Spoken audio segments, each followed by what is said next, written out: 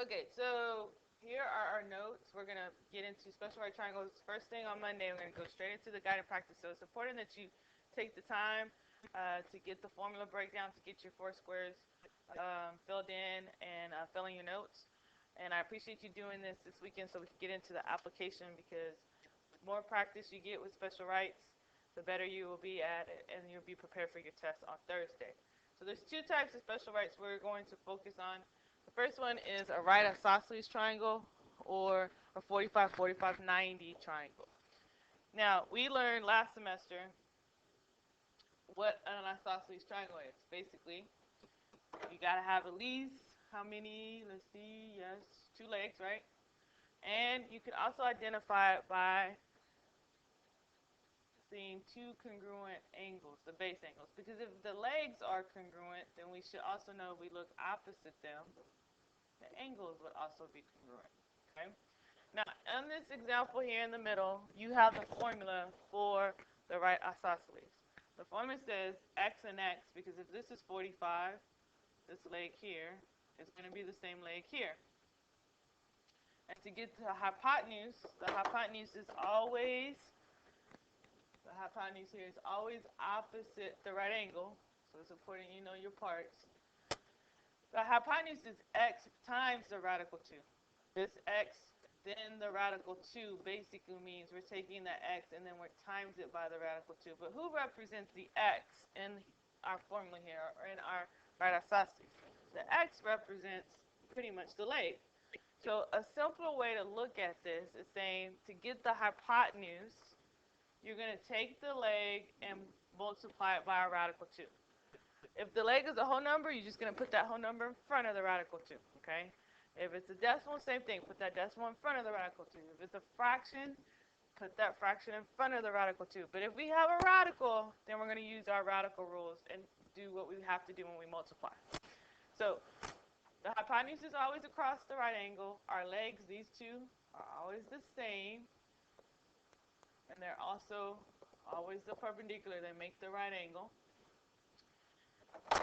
And then to find the hypotenuse, I take my part. So we have, this is a leg, and this is a leg, and we take the leg and we multiply it times the radical 2 to get the hypotenuse. Now, sometimes they could give you the hypotenuse. So think about this. Every time I go to the leg to the hypotenuse, and I'm going to write this up here. Every time I go up to find that hypotenuse, or from this leg and go here, up to find that hypotenuse, I am going to basically multiply. I'm just going to put a dot to show multiplication. We can put times.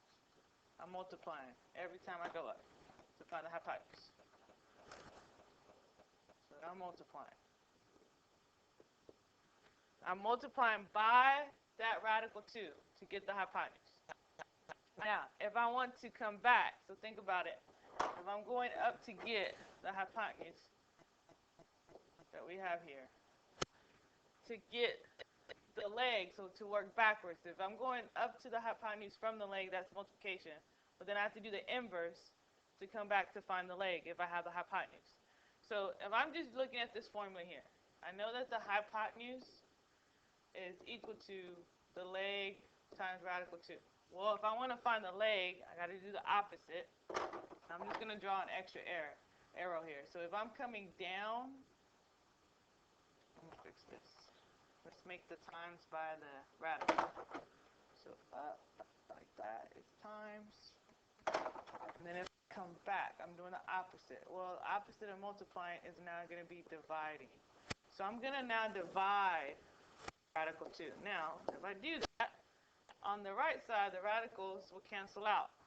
And you're going to be left with, basically, I'm going to write it here just to make some room. The hypotenuse over radical 2 equals the leg. So we learned with our radical rules and simplified radicals that you cannot leave that radical at the bottom. Okay, so we're going to have to rational that. To rational, you're just going to divide by or multiply by radical 2. So now, look what happens to my formula. It's the hypotenuse times radical 2 over 2, which is what we do here. So if you remember that when you're working backwards, when you're coming from the hypotenuse to the leg, you're now going to have to divide. Okay, you're now going to have to divide. So we're going to go straight into some practice of that. And that's what I gave you in your remaining squares. So let's look at a more lower level type question, which is dealing with the triangle being marked, identifying if it's a right isosceles. So first thing you need to always ask yourself, look at the triangle, look at the labeling. Is it a special right triangle?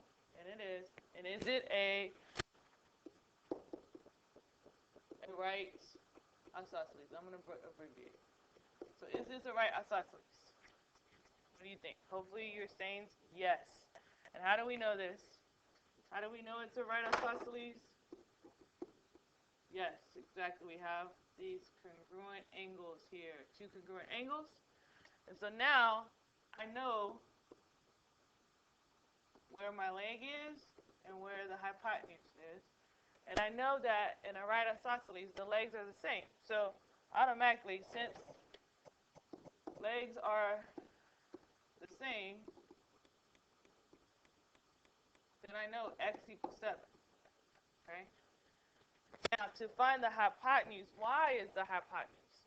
And so I'm going to just go from my leg to the hypotenuse. If I go from this leg to the hypotenuse, to do that, you're going to multiply by that radical 2. I probably shouldn't put the top. Let's make that a dot, because that's going to make you confused and think it's an x.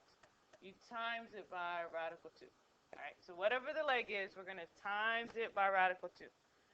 In the formula, to find the hypotenuse, hypotenuse equals leg times radical 2.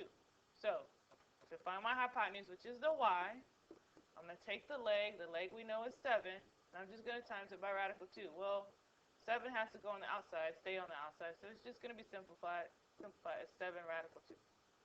And that's our final answer for y. So we know x is 7 because it's the leg, and those two are the same. And then the hypotenuse is just the leg times radical 2, which is 7 radical 2. Now, what if we have a leg that has a radical on it? So on example 2, we have the angle measurements now. We see the 45, so I know opposite them are going to be congruent. So that automatically now lets me know that the leg is equal to 6 radical 2. So B is the same as 6 radical 2. What we are trying to find is the hypotenuse. Now the formula for our hypotenuse says that the hypotenuse, find the hypotenuse, you take the leg and you multiply it by radical 2. Because I'm trying to get to this side here. And I take the leg, which I know is that 6 radical 2, and I'm going to multiply it by that radical 2. So I'm going to substitute the value for the leg, which is that whole thing, 6 radical 2, in place of the leg, 6 radical 2. And I'm now still going to multiply it by the radical 2. And this would give me my hypotenuse, which represents the letter A, the variable A. Well, when you multiply, our rules have to remain inside to inside, outside to outside. So the only two are going to get multiplied together are the radical 2 and the radical 2. And we learned that if you multiply a radical times itself, you get rid of the radical. So what I have left is 6 times 2. And so now I see that A is 12. Okay? So you got to get comfortable with understanding that you're not necessarily just multiplying a variable or a fraction. It's taking the value for that part, the leg, and multiplying it times the radical 2. Or taking the value of the hypotenuse and dividing it by radical 2. So on this example here, 3, we are given the tick marks. So do we have a right isosceles? Yes, we do. Okay. This lets me know this is the leg, this is the leg, and now the 12, because it's opposite the right angle, is the hypotenuse. So I'm trying to find my leg. That's the variable that's missing the x. The hypotenuse here is equal to the 12. I'm going to look at my formula that I can use to find the leg. That formula back over here says that you're going to do the leg.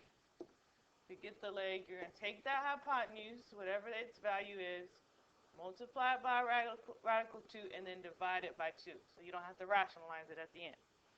So my hypotenuse we know is 12. So I'm just going to substitute this 12 into the formula where I see the hypotenuse. So the leg is going to equal to that 12 times radical 2 divided by 2. And now I see that 12 and 2 can be simplified. 12 over 2, excuse me. 12 divided by 2 gives me 6 radical 2 for my leg. So I'm hoping that you understand if I'm going leg to hypotenuse, you multiply, hypotenuse to leg, you divide. And then if you just understand, it's always going to be divided by 2 to rationalize the radical 2. And that is our right isosceles. So go ahead and flip your paper over. Hopefully you have your boxes filled in. And now we're going to look at the other special right triangle. Now, the second special right triangle we have is a right scaling, or what's real important that you make sure you identify is the 30, 60, 90. Okay. Here we have the example of the 30, 60, 90.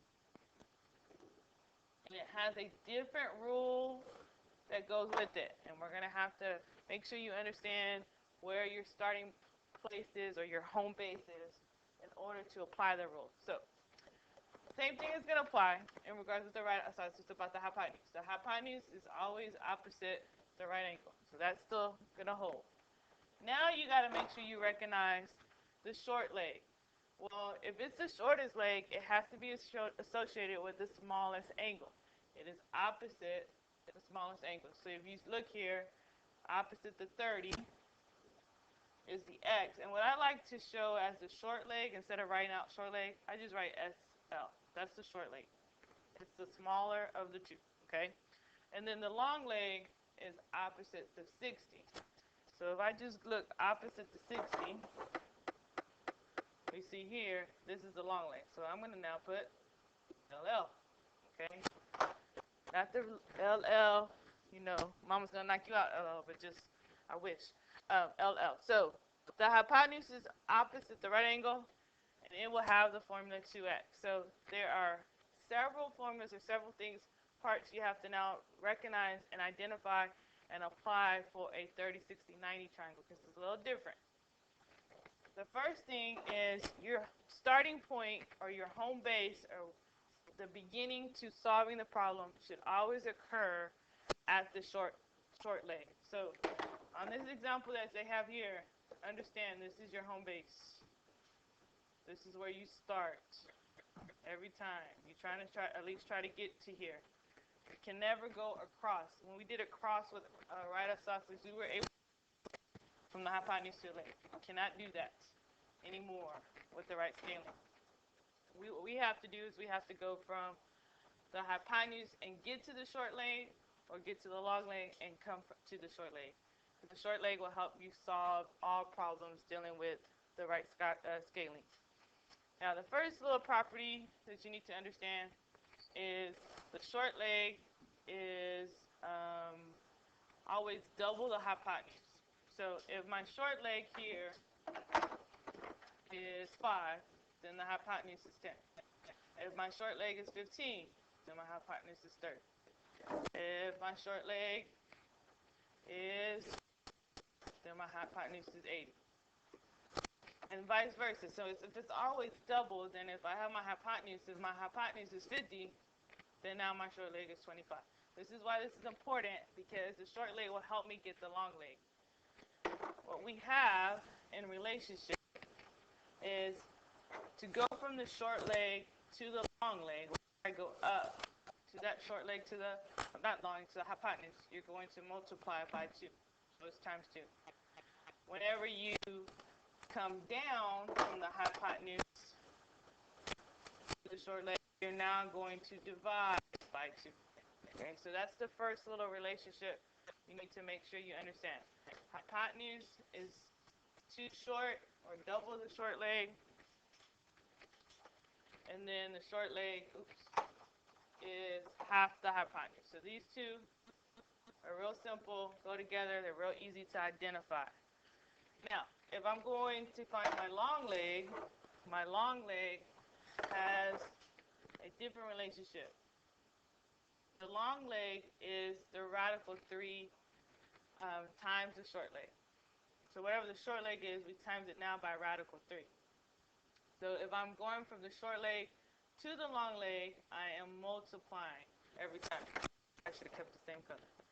So if I'm going to the short leg to the long leg, I'm multiplying by radical 3. But if I come from the long leg to the short leg, I'm now going to divide by radical 3. Now, since we're going to divide by radical 3, and I'll show you on one of the examples, you're going to have to rationalize just like you did with the special right, the right isosceles. So make sure you understand, if I'm going short to hypotenuse, you double it times 2. If I'm going hypotenuse to short, you divide it by 2. Short leg to long leg, you times by radical 3. Long leg to short leg, you're dividing by radical 3. And they've gotten the examples of what you're doing on the outside of your example that you have in the center for your right scaling. So let's look at an example where we have to make sure we're starting at home base. You have to start with the short leg. So if you see a 30 or 60 or 90, you know you have a right scaling. I see this is 60, so now I know over here is the 30. And the 30 is where I want to start. Opposite of 30 is the short leg. So I'm going to go ahead and label this SL for short leg. The B is going to be my long leg. This is my hypotenuse. I'm going to just do an H for hypotenuse. Well, I have to get to home base, which is the short leg. So right now, I'm given the hypotenuse. So if I go from the hypotenuse to that short leg, so I'm going down, I'm now going to have to divide. So to find the short leg, I'm going to have to take the hypotenuse and divide it by 2. So the short leg basically is just half the 14. Half of 14 is 7. So I know that A is 7. Now, that's why it's important to get to home base. Now that I know this is 7, I want to get to my long leg. So now I'm going here to my long leg. To go to the long leg, I'm now going to take the value of the short leg and multiply it by radical 3. So to find the long leg, I take whatever the short leg is and multiply it by radical 3. Well, I know my short leg is 7. So I'm just going to substitute. 7 is my short leg, and now I'm multiplying by radical 3. So the long leg equals 7 radical 3. Sorry about that. 7 radical 3. And there are my two values. So it's easy when you have whole numbers, especially with dealing with the hypotenuse or dealing with the short leg. But you always want to, if they give you a side, you always want to go back to home base, which is find the short leg. You might have to do the inverse operation, which means you probably have to divide. So let's look at our other example we have here in example 2. Again, we see the 60. So that means over here is the 30, which tells me now the 8 is the short leg, the X is the long leg, and the Y is the hypotenuse. Okay, this right here, the 8, this is where I want to start because this is home base. Alright, so to go from the short leg to the hypotenuse, what do you do? Anyone remember? What's the rule? What did I show? I'm going up to the hypotenuse. Yep, that's correct. You're going to multiply. You're going to double it. So, well, if this is 8, then I should already mentally know and see that the hypotenuse is, yes, correct, 16. So, to find the hypotenuse, I'm basically just taking,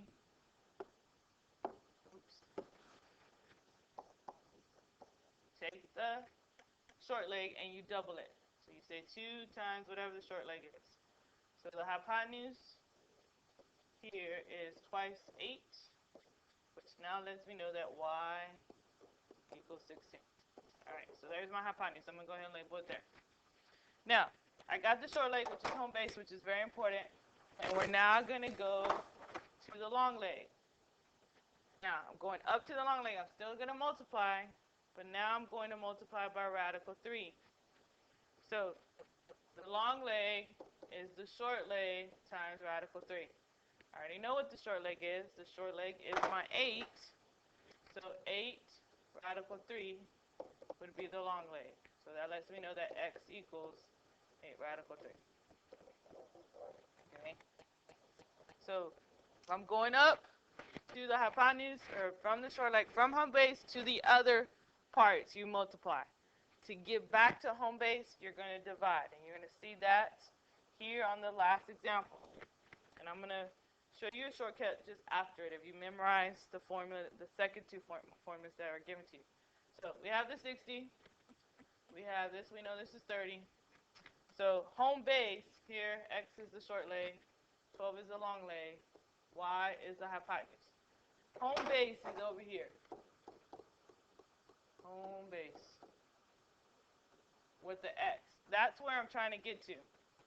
In order for me to get there, I have to use the given side, which is the long leg. Now I'm going long leg to short leg.